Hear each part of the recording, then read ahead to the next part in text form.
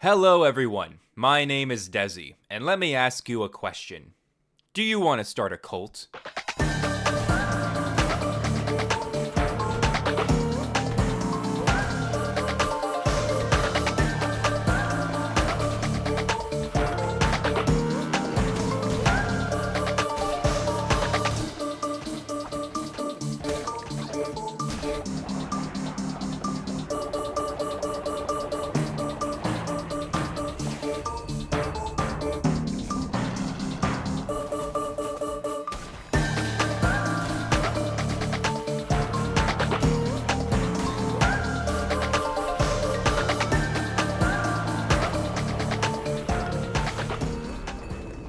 Cult of the Lamb has consumed my life and has officially dethroned Kenshi as my current gaming hyperfixation, and has reminded me why small indie developers always do it better than AAA corporations. Cult of the Lamb is a roguelite base management game created by Massive Monster, and it's a game that I've kept my eye on since it was teased back in 2021.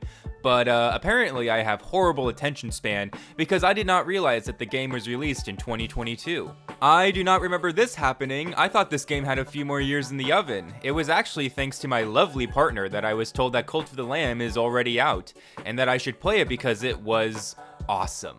So I got it and proceeded to play it non-stop for a full week and basically 100% it. And yeah, this is why Kenshi videos won't be coming out for a little while. It's because of this game's fault. Cult of the Lamb has everything I love about video games, and as someone who dabbles in the roguelike genre, I was ready to experience a new one. This game follows a character called the Lamb. Wow, who would have guessed that? And you are being executed by 4 mysterious bishops to stop a prophecy. When the axe comes down on your neck and you die, you are sent to the afterlife, where you meet a kitty cat named the One Who Waits, aka Death itself. The One Who Waits has chosen you to be his weapon, giving you his red crown and sending you to slaughter the bishops. For the rest of the game, you play as this adorable little lamb with just the cutest little smile, and you run around this horrifying, desolate fantasy land uncovering the secrets of the bishops and murdering cultists. To confront these bishops, you will have to do crusades, which is the first side of COTL's gameplay. There are 4 zones you go through, each ruled by one of the 4 gods, Leshy, Hecate, Calamar, and Shamora. From here, it plays very similar to other roguelikes. You have a variety of weapons you can find on your crusades, ranging from the simple sword, to the hefty hammer, the swift dagger, and fucking gun. There are also curses, which work very similarly to bloodstones from Hades, where you have a set number of basically spell ammunition so you can cast powerful attacks. There are also tarot cards, which can grant the lamb buffs, black hearts and blue hearts that work exactly like the ones from Binding of Isaac, and relics, which are basically your character's super ability. Also, apparently these relics are crafted from the remains of dead gods, so yeah, that's pretty fucking awesome. Nothing here is super out of the ordinary for a roguelike. If you've played other games in this genre, you're gonna feel right at home in COTL. Combat itself is tense and engaging, where you do the standard spam dodge and get a quick hit in before dodging again outside of enemy attacks. There's a good amount of enemy types in the game. You've got standard cultists, which work as basic opponents. You've got some more unique stuff like frogs that won't stop jumping, spiders that are incredibly fast and hard to see, and these annoying ass bat things that charge you, and they are the worst enemy in the entire game. Also on your crusades, you will encounter special zones with helpful NPCs you can meet. You can also find resources for your cult, or an abandoned little guy who is just fresh meat for your cult. After beating a zone a couple times, you will unlock the Bishop's boss fight and engage in the most tense fights in the game. The Bishop fights are a lot of fun, and the music in this game goes incredibly hard. The bishops will also sabotage you during your run, which we'll get more into later with the cult management, but these 4 little shitheads are wonderful antagonists with super cool lore and honestly depressing secrets.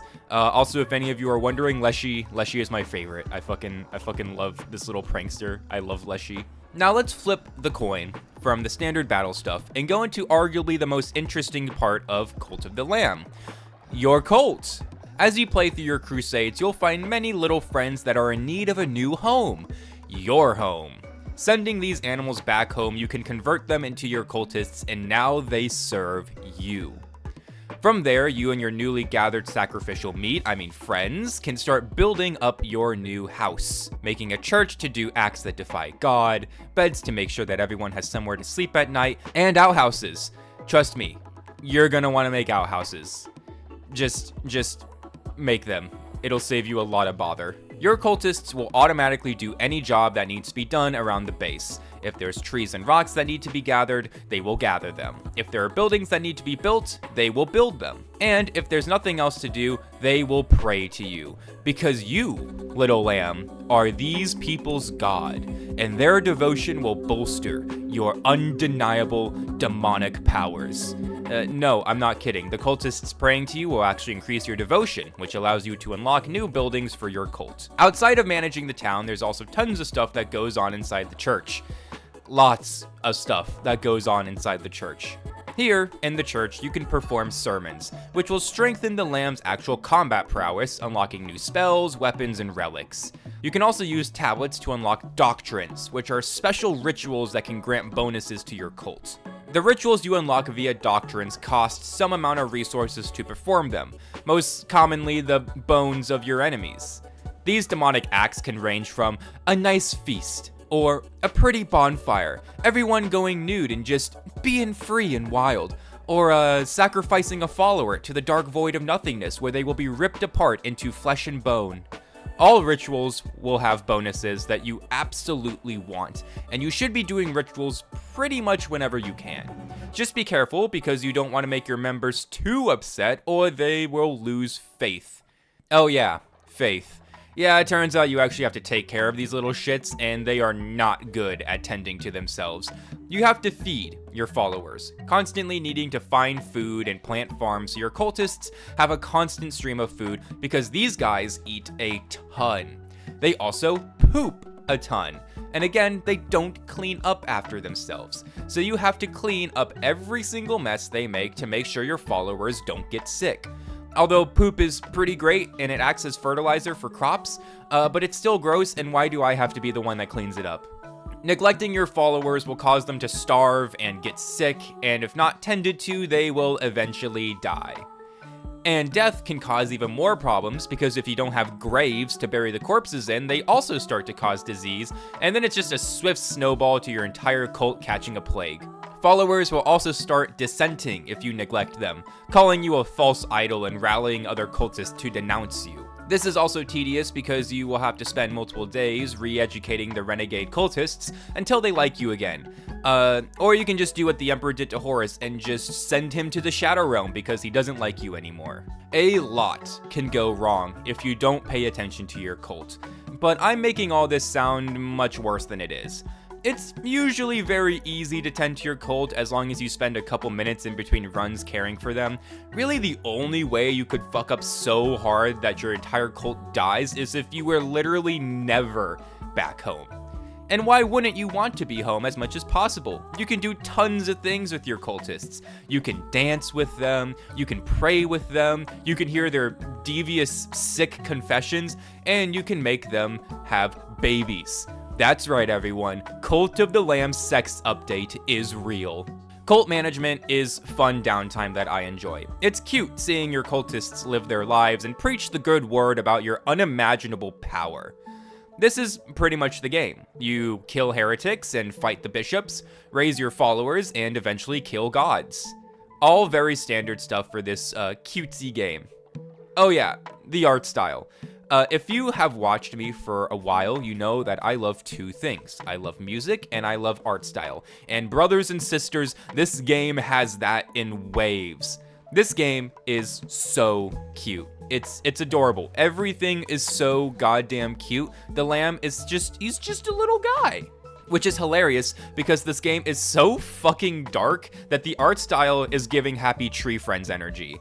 Also, the bishops and the bishops' followers being absolutely terrifying and covered in blood and teeth is a goofy contrast against your little chibi cute animal cultists. The music in this game is also great. You've been hearing it in the background. It's just a phenomenal soundtrack. And as someone who loves art, this game's great style bumps it up quite a bit for me. However, I do have my complaints about this game. I have 3 major complaints about Cult of the Lamb. The first one being not able to pick what weapon you want to start with during a run. Now, this may be a personal preference, but I love how games like Hades let you pick whatever kind of weapon you want Zagreus to use before the run. It allows you to pick a move set that you vibe with best, but that's not something you get in COTL. Sometimes you just have to roll with what you got, and sometimes it sucks horribly. Personally, I hate the dagger. I can't stand this weapon. Its hitbox is so tiny, and its special is so inaccurate, I can't use this stupid thing. While weapons like the axe or hammer fit my much slower run in and run out kind of playstyle. It just kind of feels like a super easy fix to just let the lamb choose whatever weapon he wants to start with, since actually all the weapons are pretty balanced and it's more of just a playstyle preference than anything else, but meh. Also, invuln frames feel really short in this game, and there's moments where you get hit by an enemy and then try to roll, but the invuln frames are way too short, so you've already gotten hit by one of those stupid fucking bat things that's charging up an attack. It's not bad most of the time. If you pay attention and dodge, it's pretty easy to avoid, but there's been times where I've been triple tapped by enemies and there's basically nothing I can do because they've stun locked me.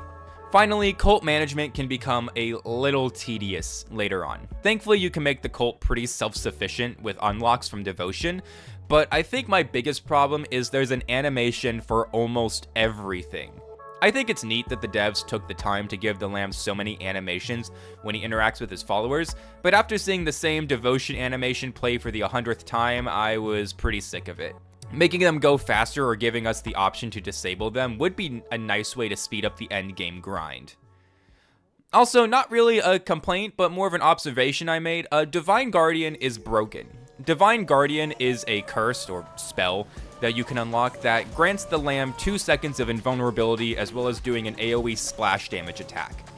This is insanely busted because if you have any amount of fervor abilities that regenerate fervor faster, Divine Guardian can have infinite uptime. Especially against bosses, this curse seems broken. I was playing the game on hard and I beat every single boss either first try or second time. And I'm pretty sure half of those fights I had Divine Guardian because you can just spam it.